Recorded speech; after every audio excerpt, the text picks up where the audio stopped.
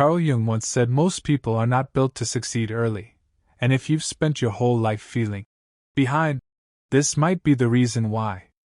Everyone around you seemed to have the map. They picked careers. They built relationships. They moved forward with a confidence that looked effortless from the outside. And you stood there, feeling something you couldn't quite name. Not jealousy. Not confusion. Something closer to a quiet certainty that the road everyone else was walking simply wasn't yours. But you couldn't find yours either. So you hesitated. You wandered. You started things and abandoned them. You watched the years pass while everyone around you collected the markers of a life on track. And underneath all that wandering, a voice you could never fully silence kept repeating the same thing. I'm not behind. I'm just not ready yet. Carl Jung spent decades studying the human psyche. And one of his most overlooked ideas was this. Not everyone is wired to succeed early. Some people are built for depth instead of speed, for a life that doesn't move in a straight line, but spirals inward before it ever expands outward. Jung called this process individuation, and he considered it one of the rarest, most demanding paths a person can walk. Today I want to show you why the people who feel most out of sync with their own timeline are often the ones who eventually arrive most fully into their own lives. 1. Your inner world is too intense for early conformity. Most people build their identity the fast way. They absorb what's around them, values, goals, timelines, and copy it. It works. It produces early confidence. And it almost always produces a shallow foundation. The rare personality works differently. Their inner world is unusually vivid. Thoughts, emotions, symbols, intuitions all collide at once with an intensity most people never experience. Jung described this as a psyche where the unconscious is unusually active. And here's the problem it creates early on.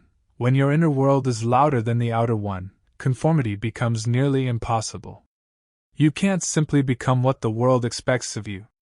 Not out of rebellion, not out of stubbornness, but because something in you refuses a false fit.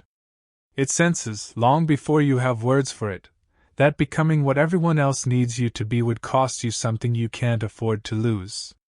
So you hesitate. You delay the choices other people make easily: careers, relationships, identities.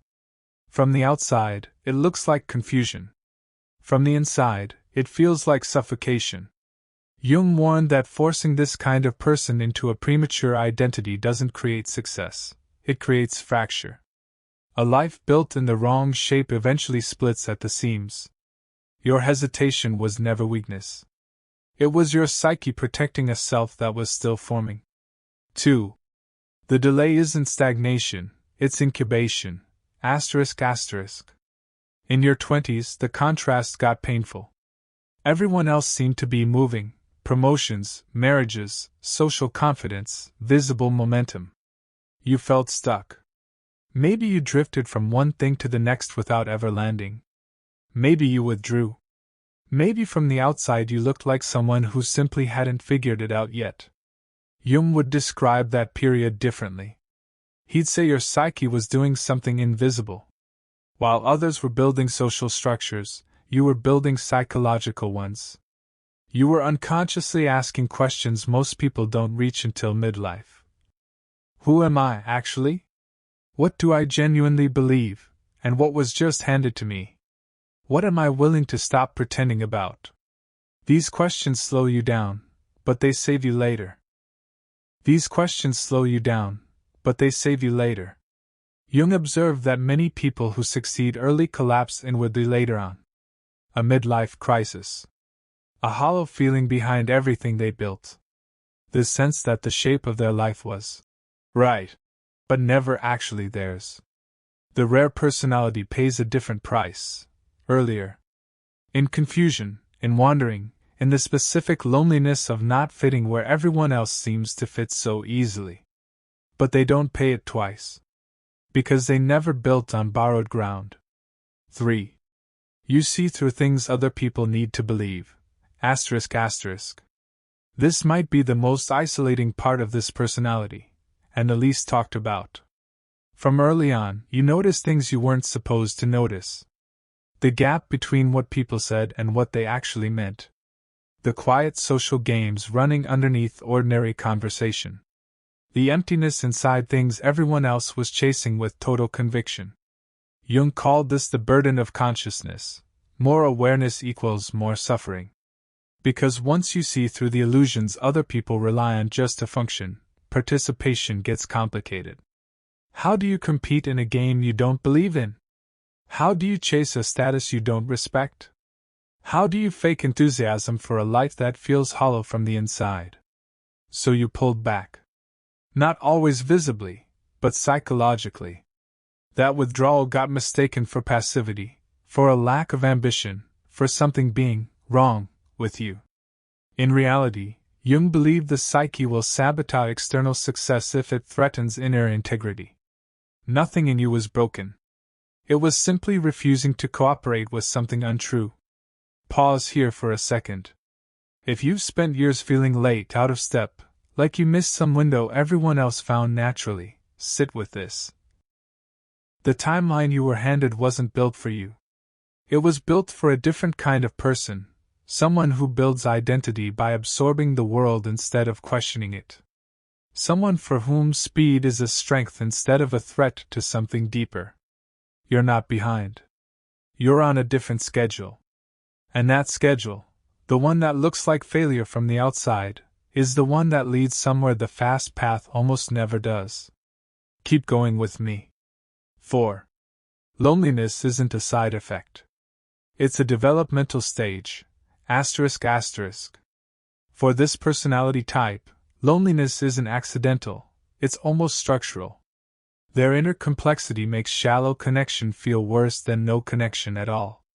They can feel like an outsider even among people who genuinely love them. Invisible in groups. Unreachable even in closeness. Because what they're carrying inside doesn't translate easily into the language most social interaction runs on.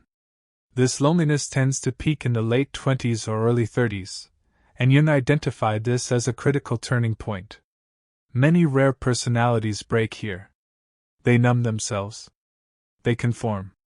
They trade the self still under construction for the relief of finally belonging somewhere. And Jung was blunt about the cost of that trade. Betraying your emerging self creates a shadow that follows you for the rest of your life. Resentment. Bitterness. A quiet contempt for the version of yourself you became just to be accepted. Those who endure the loneliness without surrendering go through something that can't be taught or rushed. They stop defining themselves by outside validation. They stop racing timelines that were never theirs to begin with. For the first time, they start actually listening inward. That's where the real formation begins. 5. The shift, what emergence actually looks like. Somewhere in the mid-30s, something changes. Not dramatically. Not in a way anyone else necessarily notices at first. But internally, something settles. Clarity starts replacing an anxiety so constant you'd stop noticing it. Self-trust replaces endless comparison. Depth replaces the urge to appear somewhere you're not yet. You stop asking who you should be.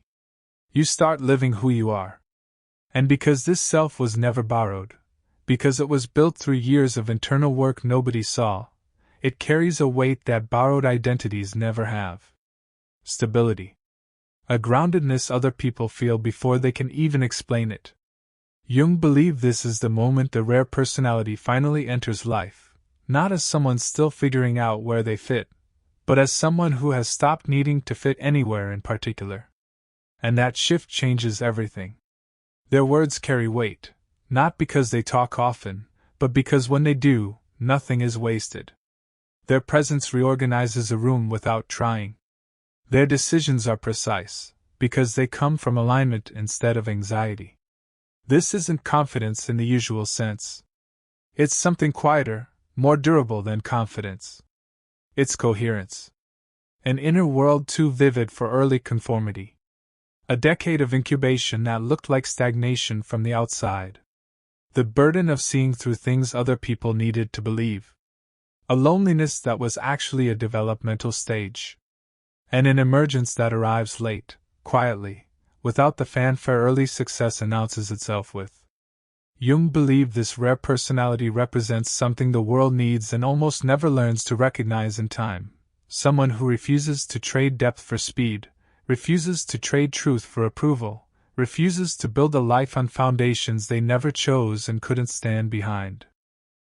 The success that comes from this path doesn't arrive loudly. It doesn't rot from the inside the way early success sometimes does. It expresses the person instead of consuming them. And maybe most importantly, it lets you feel something almost no one else gets to feel, that your life actually belongs to you. That everything that happened, including the years that look like nothing, was preparation, not waste. If you've always felt late, maybe you're not behind. Maybe you're early for a different kind of life.